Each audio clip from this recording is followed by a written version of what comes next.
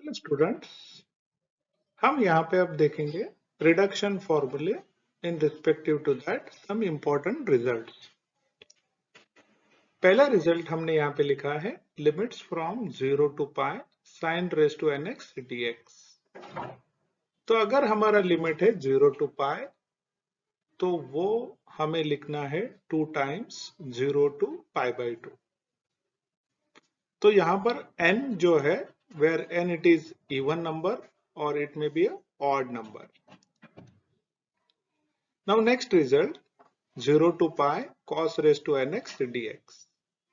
तो cos का जो रिजल्ट हमें लिखना है तो वो दो पार्ट्स में है।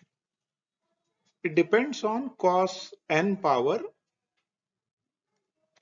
अगर cos का n पावर जो है वो अगर इवन नंबर है then will write down 2 times 0 to pi by 2।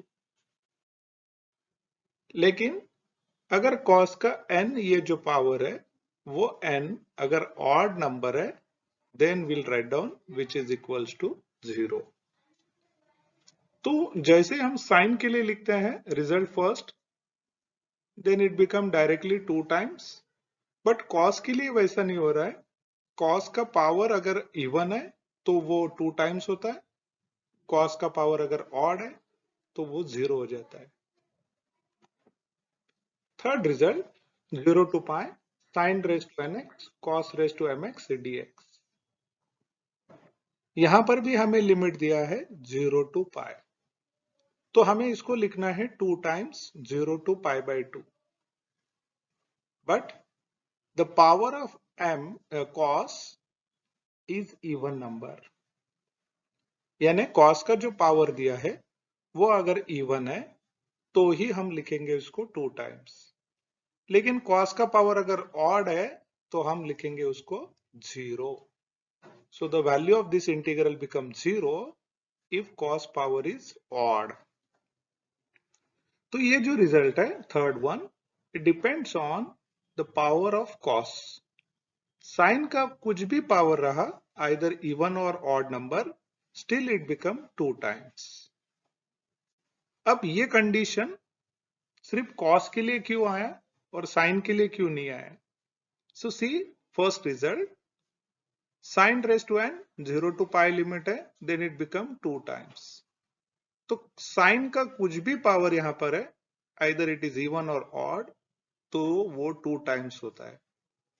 लेकिन सेम cos के लिए वैसे नहीं हो रहा है। तो cos का पावर अगर इवन है तो ये 2 टाइम्स है, cos का पावर अगर ऑड है then it become 0। So we have the condition for cos only, the cos power is odd then it become 0।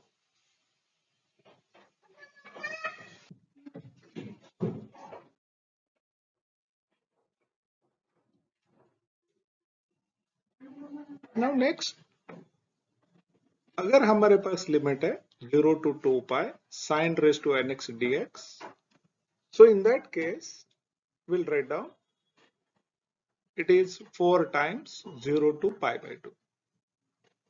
अब ये जो रिजल्ट है इसमें साइन के लिए it become 4 times if n is even number, यानी अगर इवन नंबर है साइन का पावर तो ही हम इसको लिख सकते हैं 4 टाइम्स। लेकिन अगर साइन का पावर ऑड है sine raise to 7 sine raise to 9 then the value of this integral become 0। Next, अगर लिमिट है 0 to 2 pi cos raised to nx dx, then again it become 4 times 0 to pi by 2।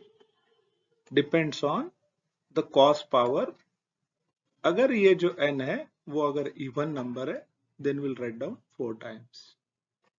लेकिन cos का power अगर odd है तो हमें यहाँ पे लिखना है it is 0। Third result, limit from 0 to 2 pi sin raised to nx cos raised to mx dx equal to, तो ये हो जाता है 4 times 0 to pi by 2 sine raise to n cos raise to m। अब यहां पर हमने condition लिखा है if m and n both are even,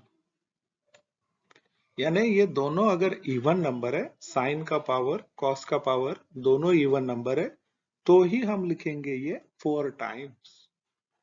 otherwise जो भी पॉसिबिलिटी है, बोथ आर ऑड नंबर, दोनों में से कोई भी एक odd number, then it comes under the otherwise condition and the value of that integral is 0.